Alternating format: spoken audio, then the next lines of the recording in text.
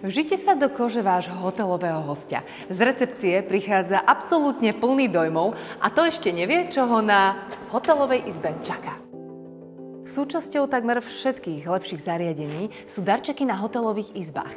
Čo keby ten váš hosť si našiel na izbe prémiový slovenský produkt, ktorý bude podpísaný či už riaditeľom alebo majiteľom hotela.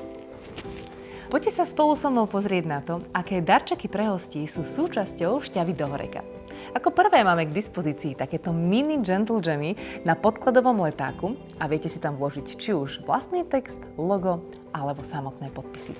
No ale keď chcete spraviť naozaj wow efekt, tak v tom prípade odporúčam takéto nádherné čierno-zlaté kašírované kazetky na 1 alebo 2 kusy produktov, ktorých súčasťou je takáto krásna zlatá komplimentka. Najdôležitejší na tom všetkom je ale presah. Ja viem, že darčeky pre hostí sú pre vás náklad navyše, ale nám ide o spomienku, ktorú si bude ťahať daný hosť po príchode domov.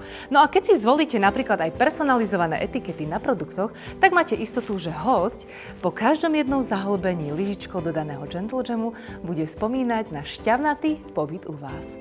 Keďže nám ide aj o zvyšovanie vašich tržieb, na zadnej strane komplimentky, prípadne podkladového letáku, sa nachádza informácia o šťavnatej cene produktov Gentle Jam na recepcii.